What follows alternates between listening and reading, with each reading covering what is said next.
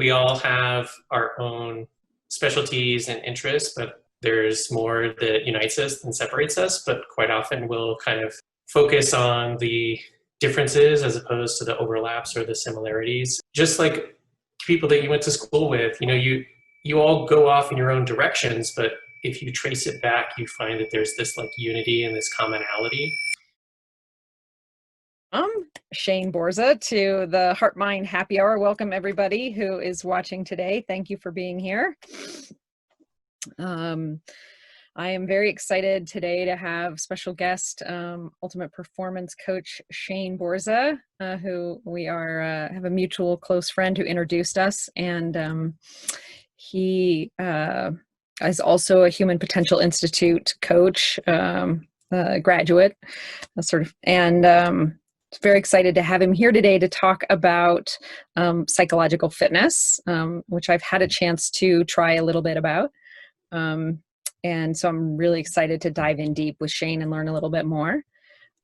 Before we do that, I want to just say this is HeartMind Happy Hour. This is, I'm your host, Holly Copeland. This is a show where I explore topics ranging from performance and neuroscience and brain health to consciousness and meditation and kind of anywhere in between that seems relevant. So it's a pretty broad field, and had a lot of fun with various guests. So today we're moving over into the performance realm, but the topic we're going to talk about touches a lot on presencing and topics and interoception that are actually quite relevant in the world of meditation that I explore. So this is just a little bit more of that concrete side, or I'm going to say a little more, I don't know, performance oriented, but it's very much in line with a lot of those other ideas. And before we dive in, I always take a moment to just kind of get present. So ask that you close your eyes and come into a similar ground of being here. Take 3 deep breaths.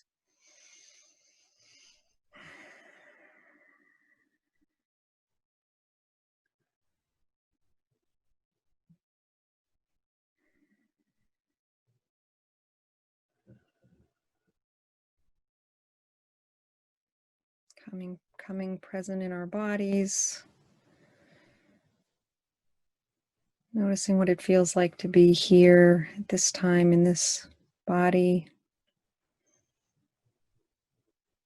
And then noticing the room that we're in.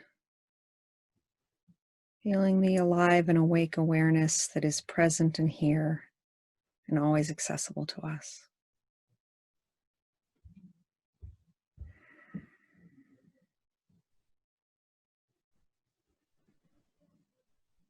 When we're ready, open our eyes and we can begin in a connected, grounded space. So welcome again, Shane Borza. Thank you for being here. Yeah, thank you so much for the invite. I'm super excited and honored to be introduced to your tribe. So I think it's a great opportunity. Like you had said, we all have our own specialties and interests, but I think there's, just like people in general, especially right now, there's more that unites us than separates us, but quite often we'll kind of focus on the differences as opposed to the overlaps or the similarities. And especially with us coming from the same training background, I think that just like people that you went to school with, you all go off in your own directions, but if you trace it back, you find that there's this like unity and this commonality. And I think that that's super exciting. And I really am happy to see more of these things happening, not only these creations of groups and talks like you're doing now, but more connections. As you said, we were connected through a friend who is from the same school. So again, we didn't know each other, but we have this commonality, not only because we share people in common, but because we share that kind of system in common. And so I'm super thrilled to be a part of this community and to get to know you even better. Thank you so much. And I equally am super thrilled to bring you and your wisdom and perspective and knowledge into this community, to share and enrich the people here. So, wonderful exchange of sharing. I'm really, really excited and honored to have you here sharing with us. Thank you. So you call yourself an ultimate performance coach. Your background is in, human potential certification. Do you want to just expand a little bit more on your background and where you came from and how you came to do the work that you're doing? Yeah, sure. Thank you. So first, I have a virtual background up. So if I'm moving around and parts of me disappear, it's not your internet connection or anything. So I have been a mountain athlete my whole life, and I proudly say that I started climbing in 1989 just so I can have an 8 in the number instead of the 90s. Although I was probably 12 and all I did was go rappelling and climbing at the scout camp like one day that year. But I'm clinging to being a climber from the 80s. But that was my identity. And all through high school and college, and then afterwards, I was in the service, I worked in the police, I had a lot of kind of physical output in my life. And I very early on, like at 18, was outdoor coach. I was a guide, worked on ropes courses. I had all these different applications in helping people in a physical way. And through that, I learned a lot and taught a lot, but it was very much in the kind of athletic realm. I never taught in a classroom, and I didn't coach in a life coaching way. It was more of a physical sports performance way. But I also have a master's in human relations with a focus in education, and I had loved college, I'd loved study, I'd loved research. And so over the past 20 years I worked at a corporation for 10 years as a manager, and I managed small teams. I kept looking at these kind of two different aspects of my life, the physical and sport world, and then the kind of leadership, education, training, world, and saying, I wonder if there's a way to kind of, dip the chocolate in the peanut butter and have this amazing, unification. And my brother actually suggested life coaching. And so I went into doing some research, which being totally anal about things took like 2 years. And I'm a huge fan of both Strong First and Bulletproof. And Strong First is where I have all my training and background in being a specialist in programming, kettlebells, body weight training, that kind of thing. And Bulletproof is all my life hack, biohack, nutrition stuff. And so I found what is now the Human Potential Institute, but at the time was the Bulletproof Training Institute. And I said, hey, if I'm going to go to life coaching, I'm going to go through a program that I'm already a fan of. So I graduated, and then afterwards got my ICF certification, and then after that got my psychological fitness specialty. And so that has been kind of that's the quick encapsulation of like the last 20 years, but more specifically of how I went from predominantly being like a sports coach to being now a life coach. But that thread of helping people have their best performance, regardless of whether it's in corporate, in the service, on a playing field, in the mountains, whatever it was, I was able to kind of thread that all together and say, no matter who I work with, whether it's mental challenge or physical challenge, everybody wants to find that thing. How do I get 5% better output with 5% less input? And so that's been a big passion of mine, and that's why I call myself an ultimate performance coach. Wonderful. Nice. Well, we share that love of Bulletproof, and I came to from that biohacking world, which is why I too chose Human Potential Institute. So yeah, very much resonates. So the psychological fitness specialty, tell us a little bit about what that is and how you got into it. When you and I were talking on the phone, there were some things you said about that really resonated about mind-body connections that drew you into psychological fitness. Do you want to start there by sort of what was it that made your eyes light up, and what's the essence of what it is? So being a climber for almost 30 years now, one of the things that I really enjoy about it is I always call it chess for the body, because it's super physical, but it's so much about problem solving. And a lot of the problem you're solving is dealing with fear and also unlocking the kind of sequence of, what move do I do with what part of my body, when and where. And one of the things I've always been fascinated by is, if you have a rope on and you feel super safe, it's much easier to apply your kind of logic of figuring out that puzzle, because you're not overwhelmed or preoccupied with, I don't have a rope, I'm worried about getting hurt or falling or dying or whatever your fear is. And so I said, it's so interesting that if only I could like flip myself from my intuition or my problem solving is overwhelmed by my emotion, then I'd very easily figure out this problem. But then there's other times where I'm so in my head trying to figure something out that I'm like, if only I could flip from like intellectually trying to fill in the blank to like clicking into this intuition, or it's this like deep knowing that I have in myself, but like I don't know how to do that.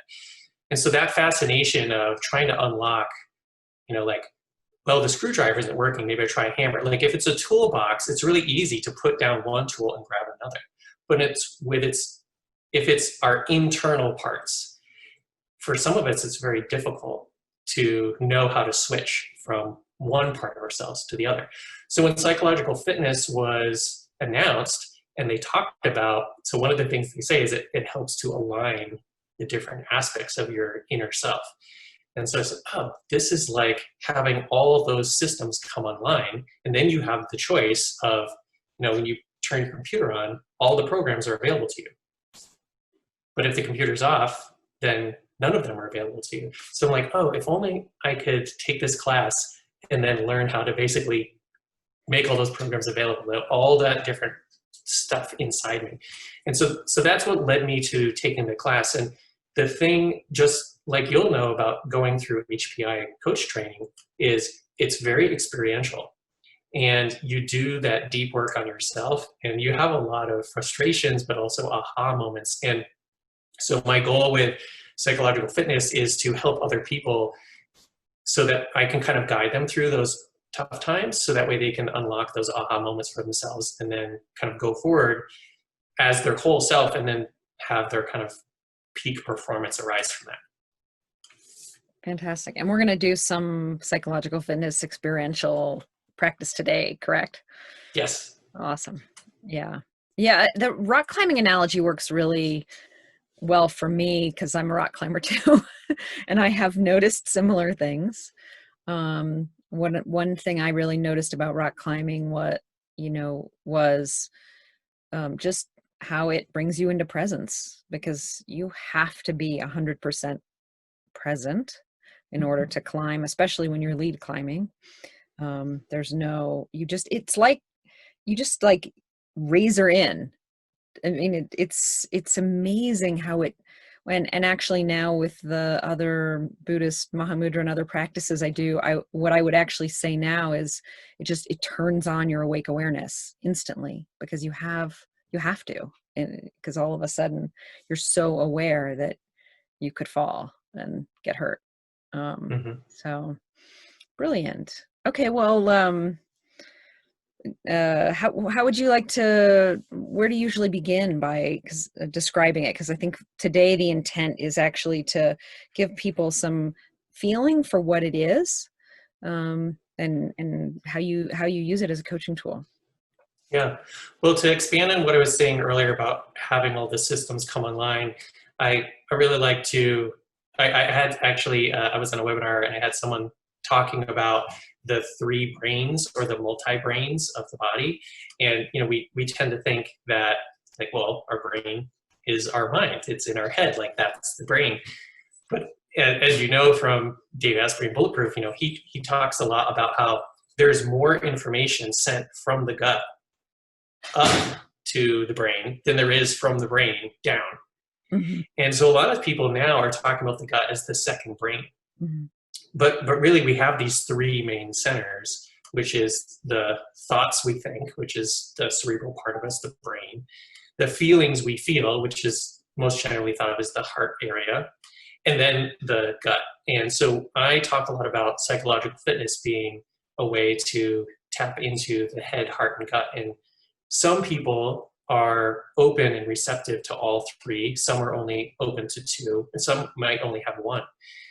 And some people will have a lot of resistance around those other aspects. So if someone's really cerebral, for instance, they might discount feelings and emotions and what they can learn from them.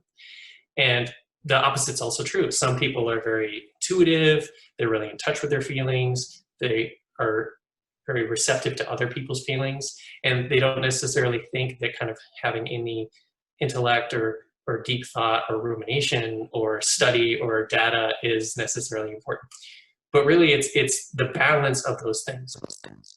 And it's interesting because even in our society, we have things like these expressions. People will say, oh, so-and-so's up in their head, or, oh, it was a gut instinct. So we talk about these things, but we're not necessarily utilizing them.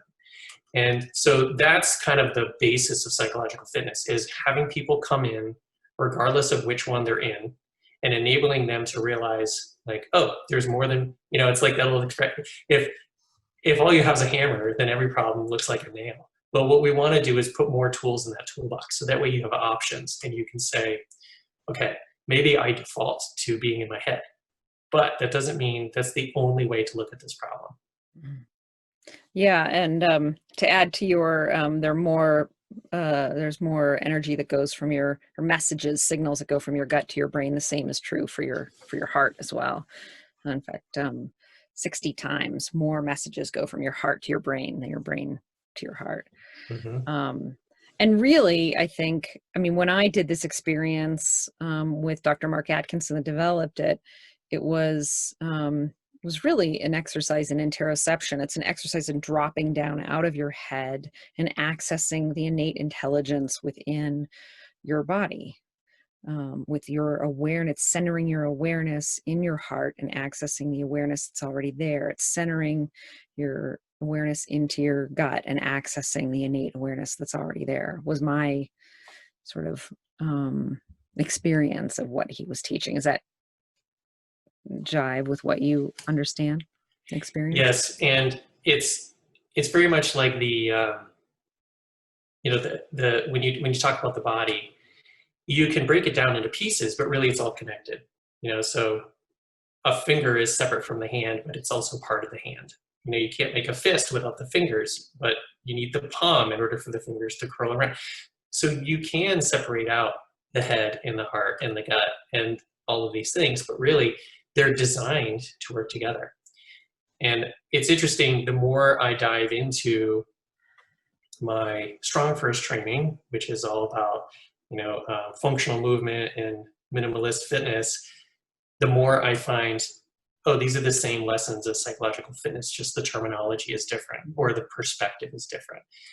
One of the things in psych fitness is about shaking, and it's learning how to use movement to kind of drop your stress and like literally shake the tension out of your body. Well, they teach that in Strong First.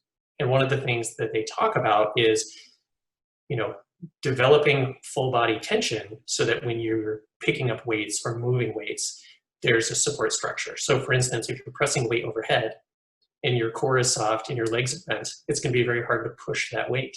But if your legs are locked and your whole body is like in a standing plank position, then you have this really strong foundation to propel the weight up. But then when you put the weight down, you want to recover as quickly as possible. And the best way to do that is to release all the tension. And so how do you do that? You shake. Yeah.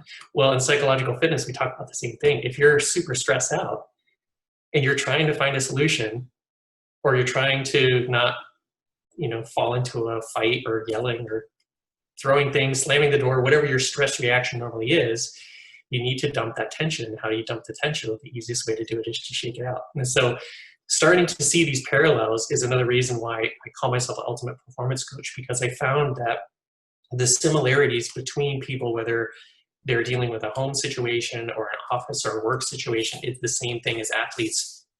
You see athletes on the side of the field, they're bouncing around and they're shaking their arms and legs and they're trying to stay loose, they're trying to stay warm, but they're also trying to regulate their stress before they go on to the field and compete, because they want to stay calm. And it's difficult to be standing in a boardroom giving a presentation and be bouncing up and down and like, oh, I'm just trying to stay calm. But you could probably do that in your office beforehand. So the output is different. One person's giving a presentation in a high stress environment. The other person is competing on the field in a high stress environment, but the environments are the same and the output's the same. You want all of your systems online and to have the output be at the highest possible level whatsoever. Yeah. And all that comes from those same tools. So again, people can come in from all these different backgrounds and all these different perspectives and still use those same tools, just like anyone can use a hammer or a screwdriver. It doesn't matter what the job is they're using it for. They just need the right tool to do the job. Do you teach people about some of the, things that are going on when they're shaking, nervous system, parasympathetic nervous system activation and vagus nerve? And do you find yourself going into that, or is it not necessary? Well, I'm kind of a minimalist when it comes to things. And so, but also I found that universal themes are more applicable to most people. So rather than kind of getting into, I mean, I love to geek out on this stuff, but I don't think you necessarily need to. It's one of those things that I had someone tell me once, like, I don't need to know how my cell phone works. I just need to know if it's working or not. And so I think my job is to help people have options. And one of the things with psych fitness is to kind of say, okay, here's a number of tools. Which one lights you up? Like, that's the one for you. And part of that is this, again, we talked about earlier, like our coach training, it's this experiential work where you say, okay, let's see which one of these 10 things is the thing that lights you up. Because if you're just doing it like, well, he said to do it for a week, so I'm doing it for a week. But if it's this kind of drudgery, sometimes it'll lead to a breakthrough and it takes some time to happen and you go, oh, but if it's just, I'm doing it because they said to do it, you may not be served by that. But finding the thing that lights the person up, to me, is more important than kind of breaking down all the systems and how it works. But again, if that's something that lights them up, then I'm more than happy to go into a deep dive with them and be like, oh boy, this is so awesome. But if they're just kind of like, hey, shaking's cool, that really helps, thank you. I'm like, awesome. I'm so glad that, that spoke to you. I do want to go back. One of the things you had asked about at the beginning is kind of where I start with people. And one of the things, and you probably heard Dr. Mark talk about this, is these aren't like assignments. A lot of times in school or any kind of a training course, we default to this like, oh, I have to remember this because it's important, or I need to know the verbatim of what the thing is so that I can replicate it. And one of the things Dr. Mark talks about is this isn't something to do or to memorize or to know. It's something to be experienced. And I like to take that a step further and say, come in without any judgment, either for yourself or for the practice. And one of the things that really lit up for me is I did a keto for almost 10 years. And a lot of it was very mysterious. They would talk about kind of feeling the energy being projected at you from your opponent. And at first you're like, this is woo-woo BS. Like, what are you talking about? But after you start to develop those things, then you start to be like, oh my God, I felt the energy coming at me from my opponent. How did this happen? And you're like, no, it's been happening the whole time. You just didn't notice, or you weren't receptive to it. It's not that it appeared out of thin air. It's that you're slowly tuning your dial in so you can like hear this other channel. And so I always try to lead with that and say, rather than say, this is the lesson, and now that I know it, my life's going to change. Like, well, it might not. Don't come in with that expectation or that weight. But also don't discount and say, this won't work, because you're going to manifest that. And like, it won't work. Why? Well, because you're not allowing yourself to see it as a solution. So I always ask everyone to come into psych fitness as like, I'm interested in this. I'm going to experience all the things. And then I'm going to think about it and kind of see like what resonates. And if anything does, then I say, let's dive deep on that. Yeah. Awesome. I love your Aikido story and analogy for sure. Well, so we're talking about all this experiential. I bet people that are watching are like, well, what do you mean? What is it? So can you share a practice with us? Can you take the audience through something? Yeah, of course. So one of the things that we talk about a lot, and this is one of the first steps, is welcoming. And that could be welcoming the thoughts you're feeling. It could be welcoming the emotions that are coming up for you. It could be this kind of gut instinct. We all have these kind of inner dialogues that come up. And quite often they're judgments where we'll kind of argue with ourselves, like, I want to do this, no, you don't. Oh, I don't want to do this, yes, you do. And we get into this like conflict almost, and this war inside. And sometimes this kind of spiral or loop happens where we find ourselves like, oh, I've been thinking about this all day, or I can't stop thinking about this. And rather than go into conflict with those things, what we try to do is teach you to say, let's just take a breath and go, okay, what am I thinking or feeling? And sometimes it takes you a few minutes to identify what it is. But if you don't welcome it in, then, and again, this is another thing, we talk about this all the time. People talk about bottling it up, stuffing it down, not dealing with it, locking it up. Rather than doing that, what if you invited it in? What if you said, I've got a lot of stress around this. I've got a lot of emotional energy around this thing or this person. I can say for myself, I have spent a lot of time trying to deal with this old relationship where I still, in my head, say, well, I've forgiven them for that. It's fine. But emotionally, I feel, even just now, just saying it, I feel this charge come up where emotionally I'm like, nope. You're saying it, but what you're feeling and what you're saying are disconnected. And so if I can welcome that, I can go, okay, you're coming up. Why are you coming up? And what's coming up for me emotionally is like, you don't believe that. That's not true. And again, I can then say, no, it is true because I said it. But again, right now, I just had that come up again. And even though I'm using this example, like, I'm feeling it in reality. And it's saying, no, you haven't. You're still feeling it. So I encourage you all to take a moment, and I really liked that you presenced us all at the beginning. So I'd like to invite everyone to just take a moment, and rather than consciously closing your eyes, just allow them to close if they want to. And just breathe and welcome whatever you're feeling. It could be that you don't believe any of the things I'm talking about and you think it's total woo-woo nonsense. It could be that you're preoccupied with something that happened in your life before you even got on the call. Whatever it is that you're thinking or feeling, or that intuitive deep knowing, say to it, I see you, I welcome you.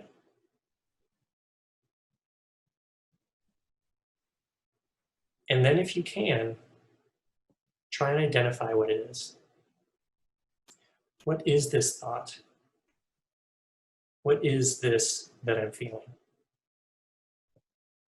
Just like with people, if we can name them, then we can start to recognize them and build a relationship with them.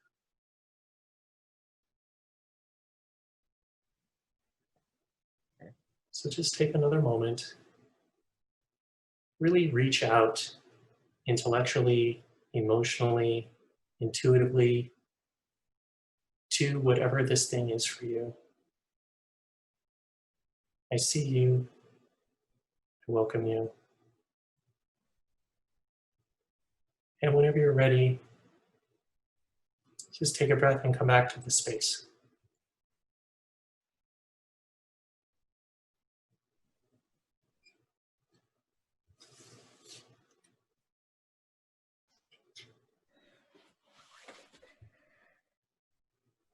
Oh, thank you, Shane. Um, I love that practice, and I think that it is a natural way of helping people start to see the witness, start to put some space between their thoughts and their, higher mind, and as well as start to cultivate non-judgmental, mindfulness, being aware on purpose in the present moment, non-judgmentally. So it's naturally kind of incorporating all those things by asking that simple question. Um, so or act of welcoming, of inviting people to welcome and kind of question, what is it? What is this thought or feeling? So Mm-hmm. Yeah. And again, a lot of these things are built into our culture, and we do them all the time to everyone else, but it's seldom that we do them for ourselves. Right. Most people would say, oh, well, I have to act professionally. And that means smiling at people, acknowledging people, saying hi, how are you, shaking hands, hugging people, calling people by name, addressing people. All of those things we do on a daily basis all the time. We put a smile on, we give people eye contact. That's all welcoming behavior to other people. So they feel seen, they feel heard, they feel recognized. But that's all external. Imagine if that was all directed internally to so I'm 45, so to the 45 years of thoughts, feelings, and intuition, a lot of which is stuck, pushed down, locked away. Imagine if I welcomed all of that, opened it, and allowed all of it to help me all the time in everything I do. It's beautiful. Imagine that simple, as you say, how you would greet somebody, and you turn around and do that same practice to yourself in the kind, loving way that you would do to, greet, I don't know, the doorman or the checkout person, or whomever you're being polite to. Mm-hmm. Yeah, And it's profound. Again, it sounds silly, and it sometimes sounds easy, Mm-hmm. but again, as you know from HPI, a lot of the and again, there's a difference between something being easy and something being simple.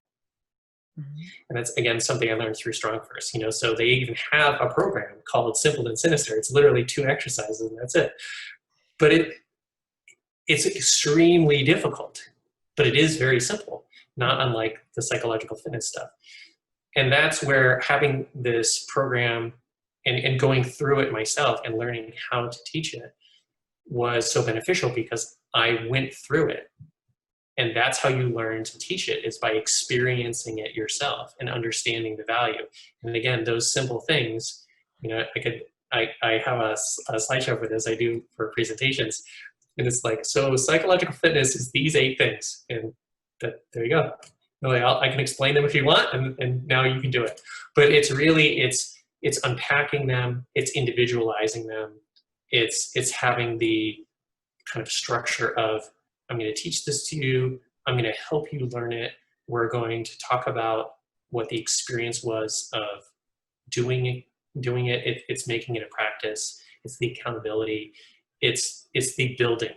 It's just like a house. It doesn't matter if you have a prefabricated house and someone comes in and drops it down. There's a lot of prep that goes in before that house shows up. You have to clear the space, you have to build a foundation, you have to put a road in, you have to make sure all of the utilities are set up. Even if the house is ready to go and they just pick it off a truck and drop it down, there's still a lot of work that has to happen beforehand, much less a regular house that has to be built piece by piece.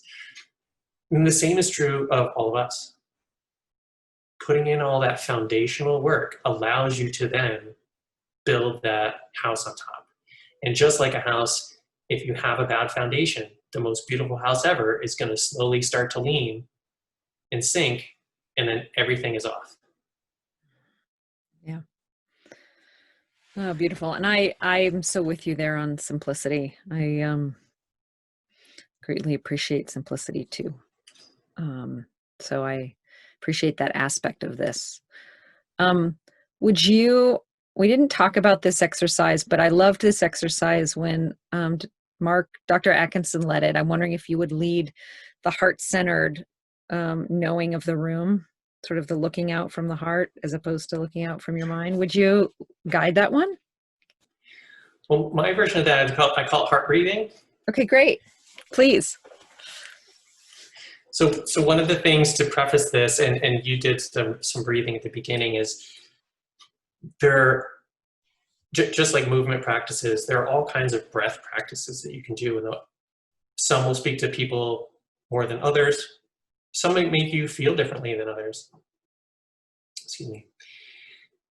One of the things that's been profound for me is learning how to breathe into different parts of myself and how that can elicit a hugely different response.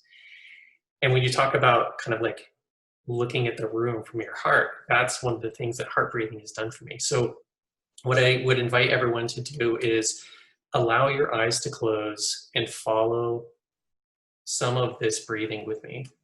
And at first, we're just going to take a few breaths. Mindful, in, out, slowing the breath, breathing deeper. And now we're going to start being conscious of, where are you breathing in? Is it your chest? Is it your stomach? Really think, where is the breath going? Regardless of where it is, try and drop it down. Take a hand or maybe both and place them on your belly. Could be anywhere. Try and breathe into that space. Allow your hands to be a focus. We all try so hard to have these tight bellies, but right now we're going to soften. We're going to breathe deep. And to try to feel our breath drop down into our hands and allow our bellies to move in and out as the breath fills that space.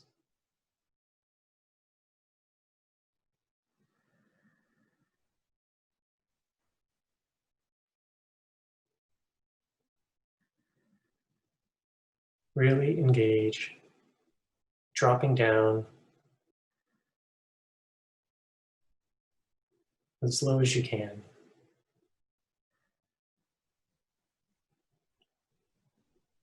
Now allow your hands to fall away and see if you can still breathe into that deep, low space without your hands as a focus.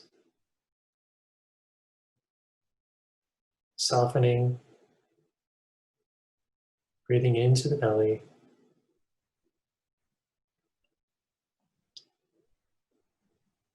And now while we're in this calm space, I invite you to place your hands over your heart, wherever that is for you, wherever you identify as your heart area.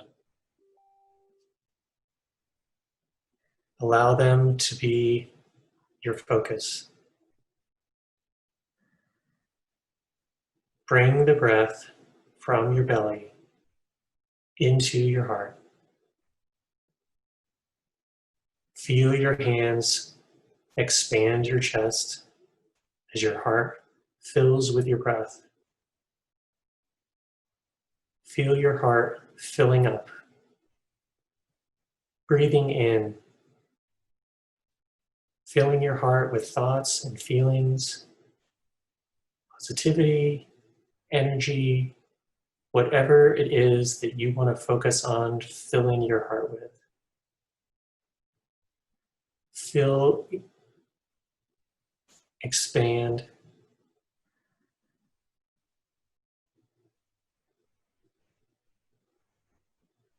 Feel your shoulders drop and open. Feel your chest rising and falling with your breath. Feel your heart as your center.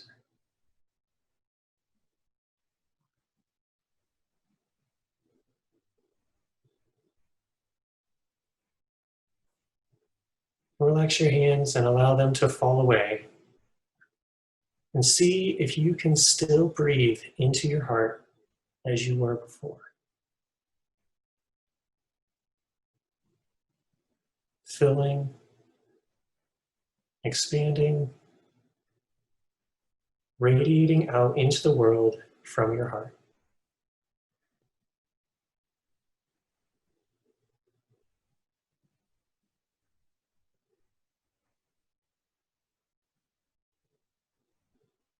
When you're ready, take a few breaths. Relaxed, no effort or trying. And then join me back in this space.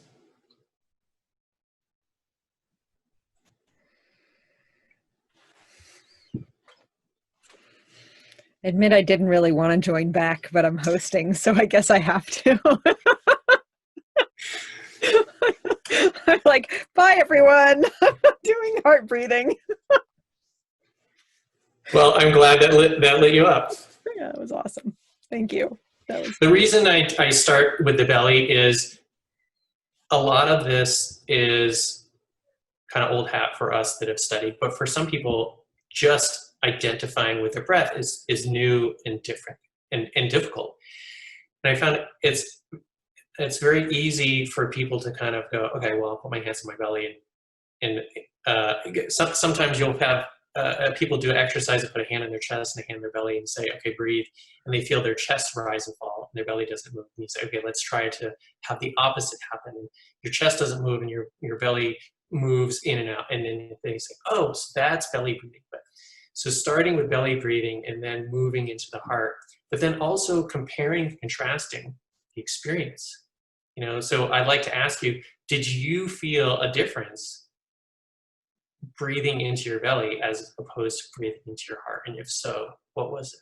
I did feel a difference.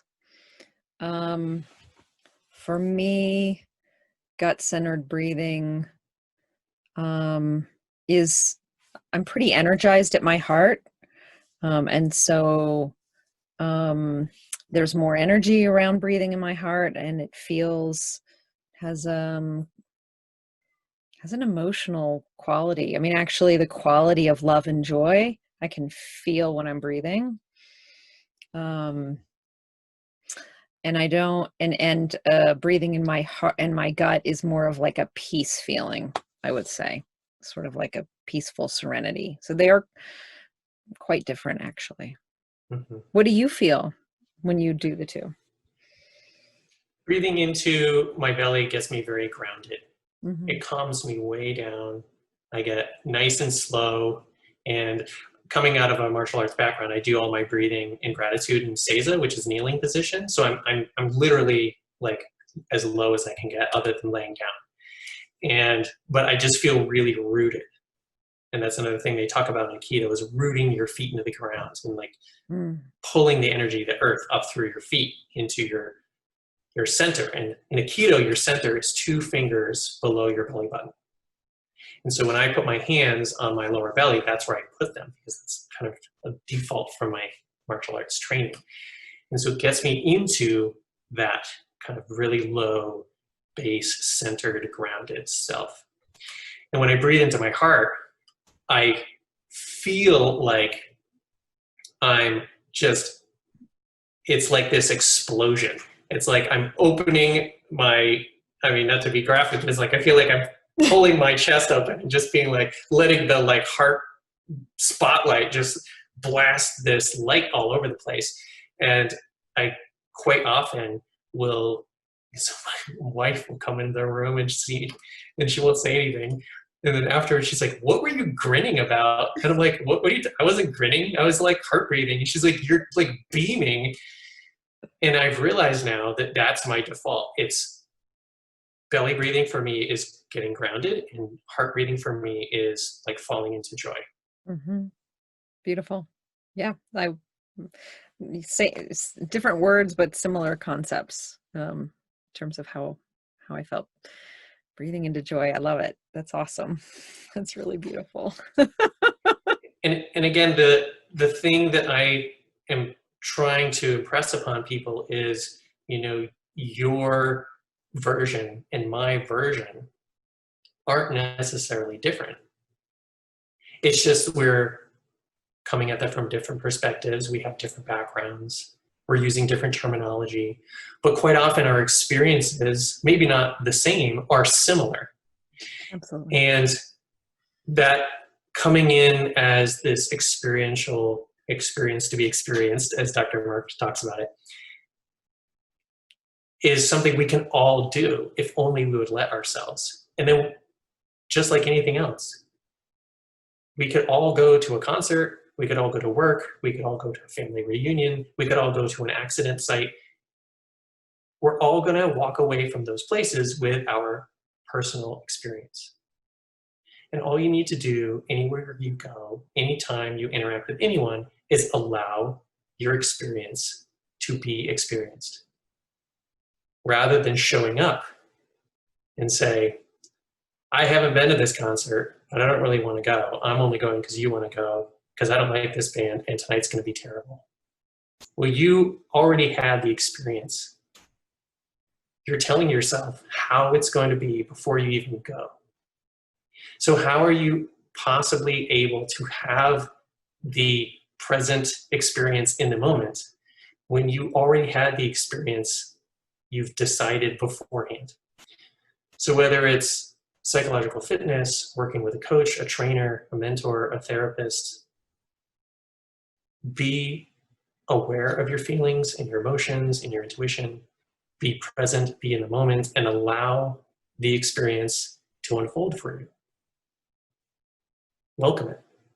It all comes from welcoming. Everything else builds upon that. Welcoming in this is the foundation. If you want that beautiful house, you have to have a strong foundation. So learning how to welcome the different parts of you, the different parts of your life, the different people in your life will enable you to have this really strong foundation, and then you can build the beautiful house. Beautifully said. Beautiful. Yeah. And, for me, that's the essence of what you just described as the essence of mindfulness. I mean, that is the essence of living life fully in the present moment, non-judgmentally, allowing being in the experience without judgment, truly. Like, don't bring your past. Why are you bringing your past into the experience? Just be with what is happening and fully experience that, and watch the process, watch what arises, watch what unfolds. Notice all the time. Put your attention on noticing, not on analyzing, or bringing something from your past to make it relevant, relative. Naming and conceptualizing. Just experience it. It's, I think for me, that is a lot of the essence of living in flow.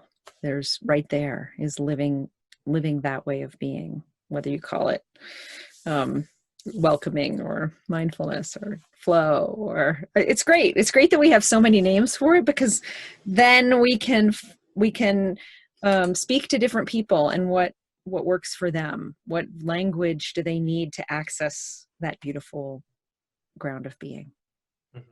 Yeah. Yeah. It always reminds me of, and I can't remember if this was Huckleberry Finn or one of the other books, but the boys they find this French book, and one of them is trying to explain to the other one, why do they say this? And they're like, well, that's how the French people say it. And he's like, well, why don't they just say it? And he's like, well, that's how they say it. And the other, so they're arguing back and forth about, like, there's different ways to say the same thing. And the other one's like, well, if what they're saying means what I'm saying, then why don't they say it the way I say it? And I always just laugh, because the more I learn about coaching and the more work I do, the more I'm like you just said, it's like, well, when it comes to language, we all logically understand, like, oh, they're from a different country, they speak a different language. Like, we need to translate in order to communicate. Like, that is logical.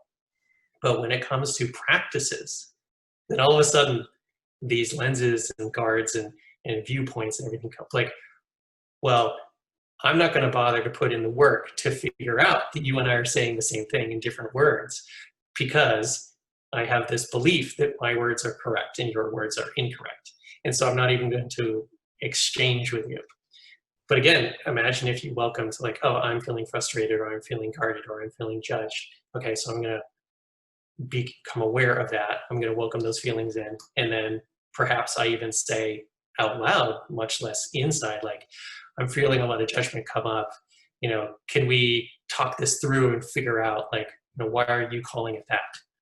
Oh, because blah, blah, blah. Oh, well, now I realize we're saying the same thing. But again, if you don't welcome that, then we're not going to be able to have a dialogue and move forward and realize, oh, we're actually together on this and not opposed. Yeah.